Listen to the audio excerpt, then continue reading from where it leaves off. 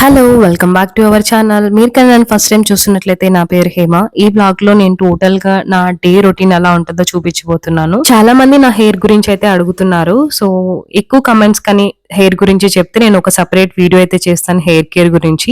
కొంచెం కోల్డ్ అయింది. వాయిస్ అయితే సరిగ్గా లేదు. కొంచెం అడ్జస్ట్ అయితే చేసుకొని రికార్డింగ్ చేస్తున్నాను అయినా కూడా.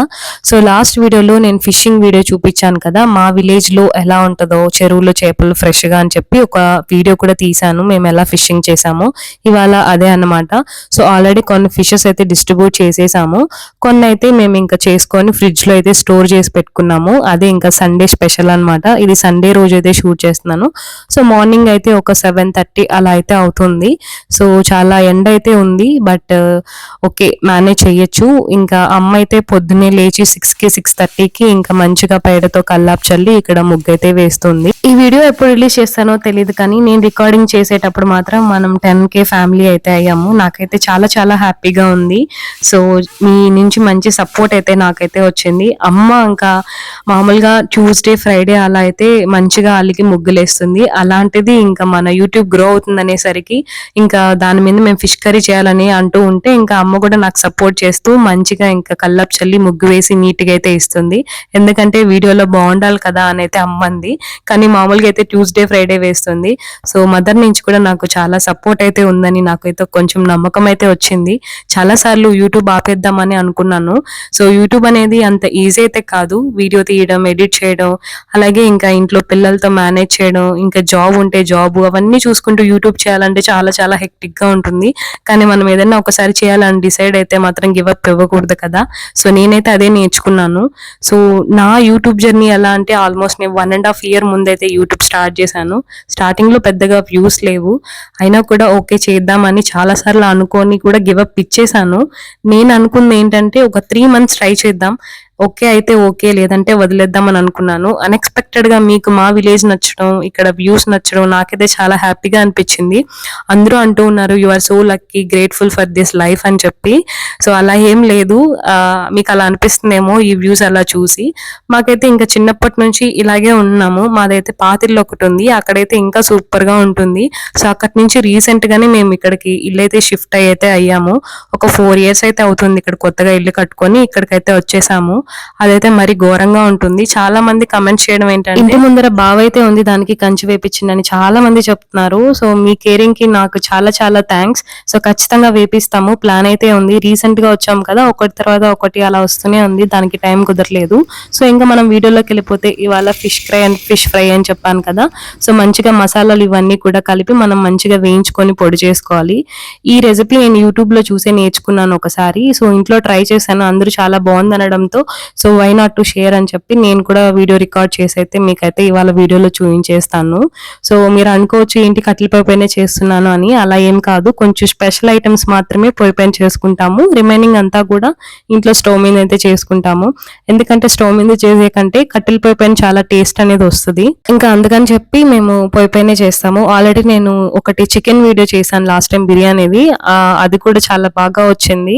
సో, ఈసారి అయితే fish curry and fish fry నేను ఆల్రెడీ ట్రై చేసి మీకు ఈ రోజైతే చూపిస్తున్నాను కాబట్టి 100% పక్కా మనకి హిట్ అవుతుంది. ఫిష్ ఫ్రై చాలా చాలా బాగుంటుంది.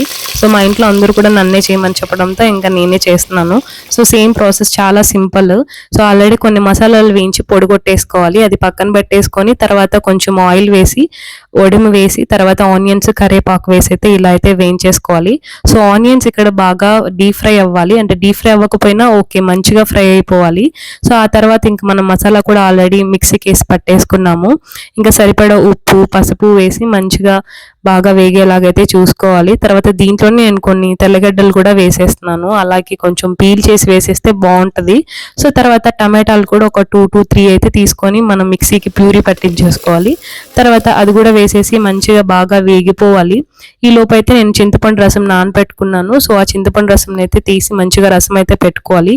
ఎక్కువ వాటర్ లేకుండా కొంచెం బాగా కన్సిస్టెన్సీ ఉండేలాగైతే చూసుకోవాలి.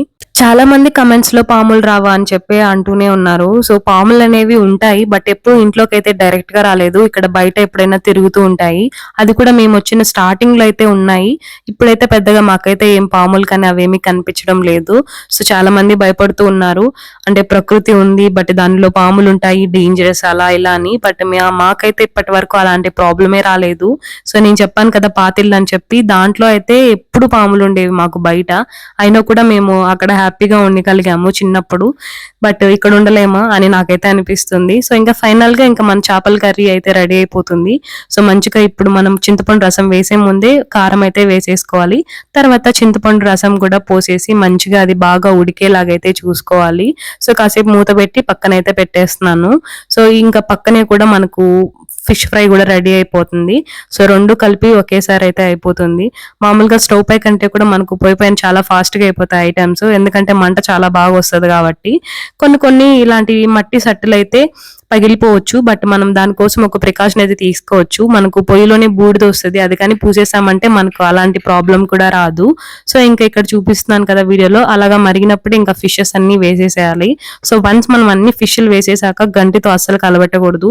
సో అప్పుడు ఫిష్ మొత్తం కూడా చెదిరిపోతుంది. సో ఇది ఒక టిప్ అనమాట ఫిష్ ఫ్రై చేసేటప్పుడు. సో ఫైనల్ గా ఇక్కడ ఫిష్ ఫ్రై ఇంకా ఫిష్ కర్రీ అయితే రెడీ అయిపోయింది. మీరు కానీ మన ఛానల్ ఫస్ట్ టైం చూస్తున్నట్లయితే like, share and subscribe to our channel. So recent గానే మన ఛానల్ కూడా మానిటైజేషన్ అయిపోయింది. సో నాకైతే ఒక ఆప్షన్ కూడా వస్తుంది హైప్ అని చెప్పి, సో అది కూడా క్లిక్ చేయండి. సో మీ సపోర్ట్ ఎప్పుడు ఇలాగే ఉండాలని చెప్పి నేను మనస్ఫూర్తిగా అయితే కోరుకుంటున్నాను. మీకు ఎలాంటి వీడియోస్ కావాలో కూడా నాకైతే కమెంట్ చేయండి. ఇంకా చేపలు అయితే వేసేసాను కదా, ఒక 10 to 15 minutes మంచిగా అవైతే ఉడికిపోవాలి. మనం ఇక్కడ గంటి పెట్టి అలా అలా తిప్పకూడదు, మంచిగా ఇలా తిప్పుకొని అయితే సిమ్ లో పెట్టేసుకోవాలి. మనకు కట్టెల పొయ్యి పైన సిమ్ అనేది ఉండదు కదా, కాబట్టి ఇంకా నేను సైడ్ కి అయితే తిప్పేస్తున్నాను, అటుపక్క తక్కువ మంట వస్తుందని చెప్పి. ఇంక ఈ లోపు ఫ్రై అయితే అయిపోతుంది. So that's it for the video. So మీకు ఎలా అనిపించిందో కూడా నాకైతే కమెంట్ సెక్షన్ లో కమెంట్ చేయండి. ఈ రోజు ఇంకా నా ఫుడ్ టేస్ట్ చేయబోయేది మా నాన్న. ఆల్రెడీ చెప్పాను నీకు వడ్డిస్తానని చెప్పి, ఇంకా నాన్నకి వడ్డిద్దామని చెప్పి ఇంకా ఇంటి బయటే ఇంకా అరిటాకులు ఉన్నాయి. సో కొంచెం ట్రెడిషనల్ గా ట్రై చేద్దామని చెప్పి ఇంకా అరిటాకు అయితే కోసుకొని వస్తున్నాను. సో ఇక్కడ అరిటాకు తీసుకొని ఇంకా నాన్నకైతే వడ్డిద్దామని చెప్పి లాస్ట్ లో మా నాన్న నా రియాక్షన్స్ అయితే చూసేయండి. నెక్స్ట్ విలేజ్ స్టైల్లో ఎలాంటి వీడియోస్ కావాలో కూడా నాకైతే కమెంట్ చేయండి. నెక్స్ట్ వీడియోలో మళ్ళీ అయితే కలుద్దాము. Until then take care and bye, see you in the next video. ఆగండి అప్పుడే అయిపోలేదు, సబ్స్క్రైబ్ అయితే చేసుకోండి. మన యూట్యూబ్ ఫ్యామిలీ అయితే గ్రో చేసుకుందాం.